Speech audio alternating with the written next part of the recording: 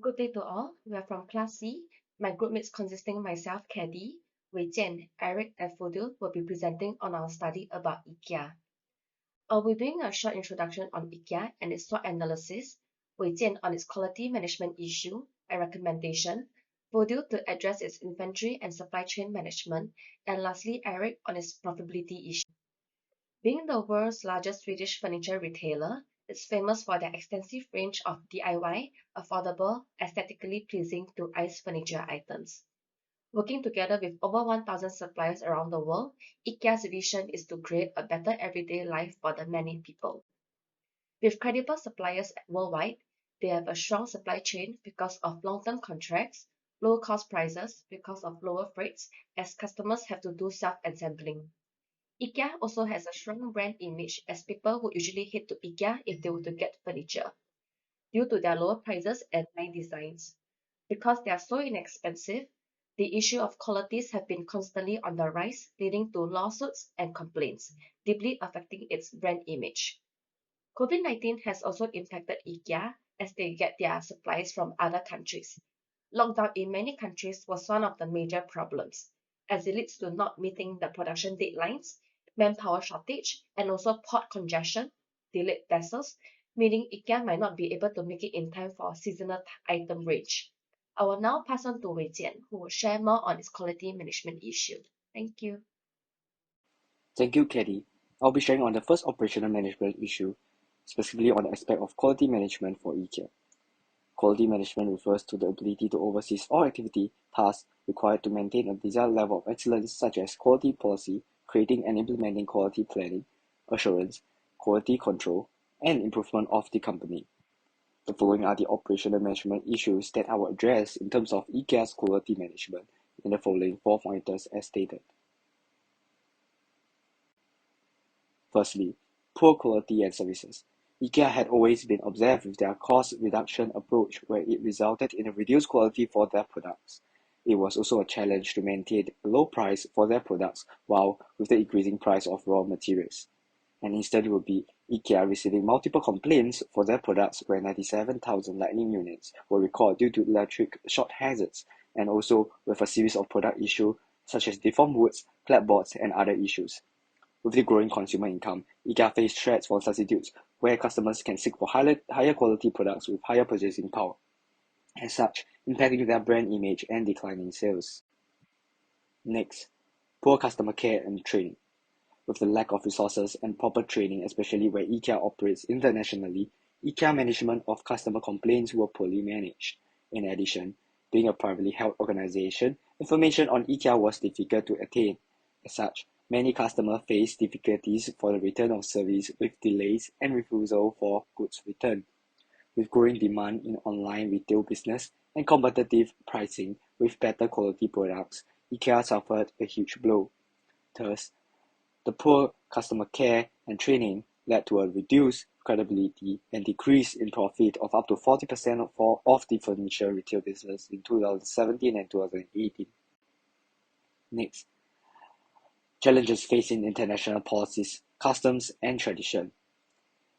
IKEA operated in 52 different markets internationally, and it is crucial to understand and learn about other countries' customs, traditions, and also when especially expanding overseas.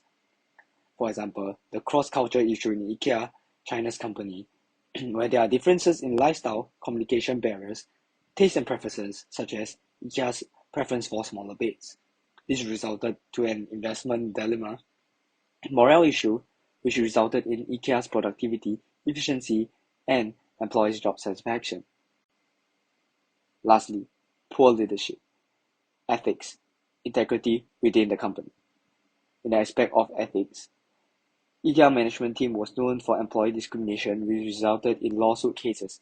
For example, favoring younger employees over older ones, such as offering them better pay, training opportunities. The case of discriminating Korean workers through minimum wages. In terms of product integrity, IKEA products had a history of harming its customers. Example, children was injured by a falling dresser, and IKEA had to recall all of its furniture, with some remnants of furniture left unrecorded and eventually similar dresser toppled and killed a child in 2017.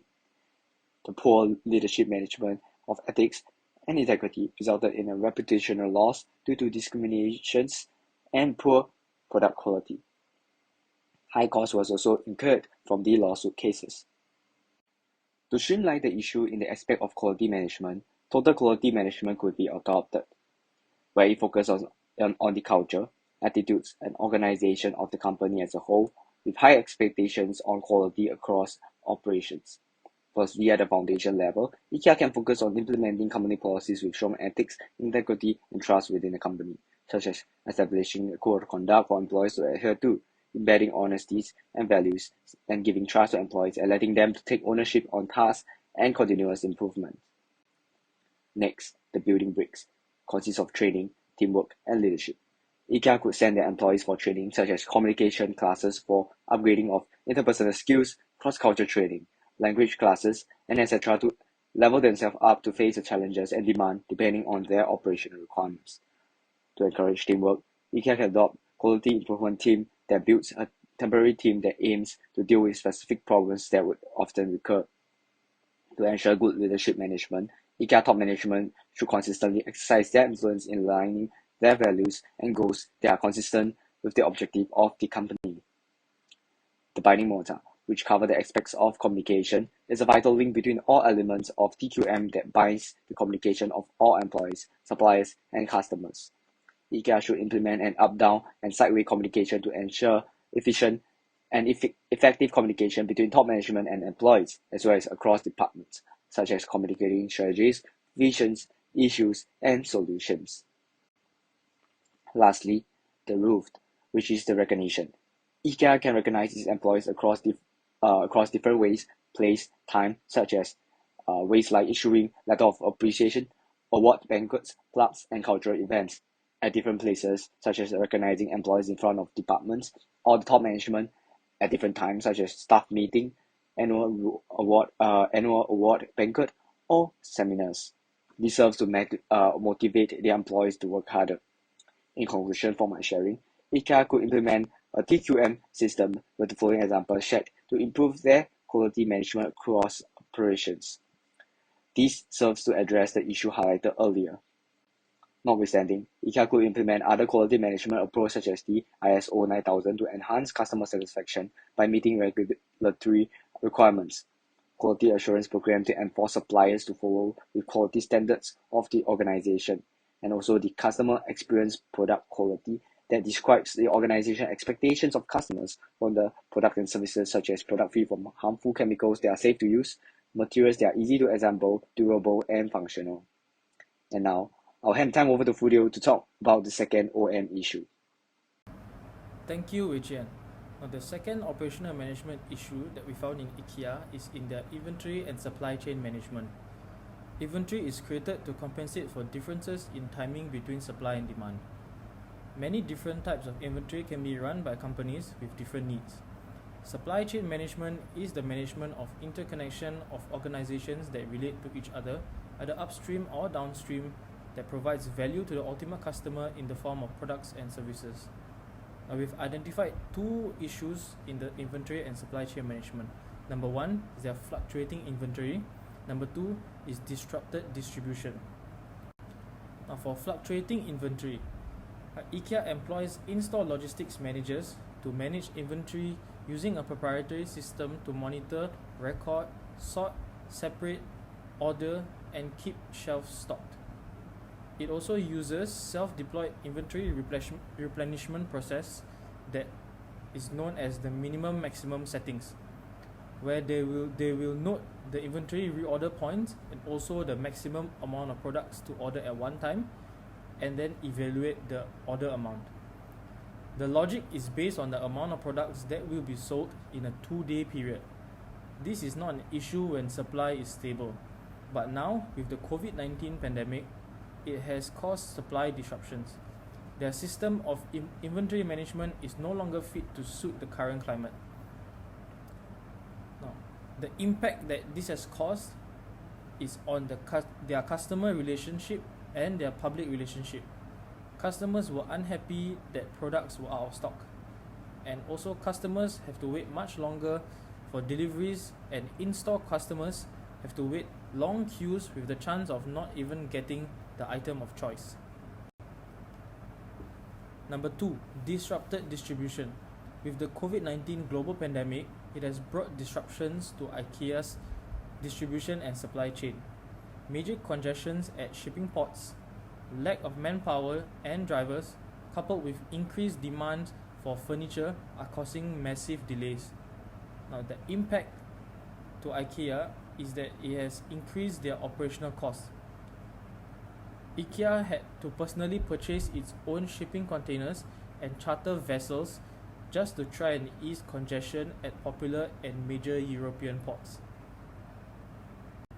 Now, for the recommendation for the fluctuating inventory, in order to tackle the fluctuating inventory issue faced by IKEA, we have identified that their proprietary system of reordering is not suited for a current climate of COVID-19 pandemic, where the world population have now taken more interest in their home due to the lockdowns and more time spent at home in general. IKEA must now employ an anticipation inventory coupled with buffer inventory. By increasing their buffer from 2 days to a week, in-store inventory managers can have the proper amount of stocks on hand during increased demand seasonal period, and also buffer or safety stocks in uncertain times like COVID-19 pandemic. For the distribution disruption, IKEA is both equally a B2B as it is a B2C company. In order to streamline supply chain management, ideally IKEA should reduce as much outsourcing as possible. With such a huge supply chain network, any disruption would cause many layers of disruption to IKEA and also to its customers. Having local or their own assets to manufacture and distribute products would significantly lower the multiplier of disruption in such a case like COVID-19 pandemic. I will now hand over the time to Eric. Thank you, Fudhail. The final operational management issue of IKEA would be their profitability. Profitability is the level of which a business is yielding profit or financial gain. It is also the measure of the business revenue or profits in relation to their expenses. As such, IKEA has the following issues affecting their profitability. The first would be their high material and transportation costs, and the second is their high investment and capital expenses. During the COVID-19 outbreak, there was a steep increase in transportation of goods prices. Hence, the maritime logistics was affected and disrupted many other companies like IKEA. Due to the inflation, raw materials that IKEA requires to build their selling items has its price increased. It impacted IKEA's net profit during the financial year of 2020 to 2021. As such, their operating profit was therefore implicated and fell by 17%. IKEA has high investments in areas such as customer relations, renewable energy sources, and its online operations. As IKEA has various proposals for the future improvements of the company, this certainly impacted their profitability due to all the incurred expenses. IKEA invests in areas such as solar energy and their online operations. For solar energy, IKEA plans to dive into utilizing renewable energy as part of their company's effort in reducing global air pollution. Hence, this has great costs in terms of investment. For their e-commerce and online operations, IKEA plans to establish online services to further boost their company's future potential. Its impact would be a 26% fall in their operating profit due to all these previously mentioned investment areas. IKEA roughly invested about 2.8 billion in those mentioned areas. Here are 3 recommendations for profitability. First is a strategy of cutting costs from other platforms.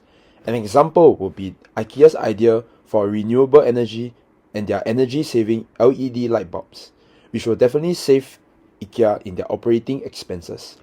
Secondly is their unique selling proposition. Since the beginning, IKEA is known for its low-priced products. As such, ensuring IKEA maintains and stick with this method, it will ensure their great profitability. Lastly is their brand value. The continuation of the strong emphasis and promoting of IKEA's trademark simple style furnitures, it will certainly ensure IKEA that simple product with excellent quality and low manufacturing costs will positively impact their profitability. In conclusion, we as a group had highlighted several operational management issues of IKEA. To sum it up, IKEA should strive towards ensuring quality management of their products, instilling high discipline in managing their inventory, and continue to innovate strategies to profit their business. This will allow great customer satisfaction as well as keeping IKEA in a competitive and advantage in its business sector. With the right approaches, it will certainly lead to a brighter future ahead for IKEA. Thank you.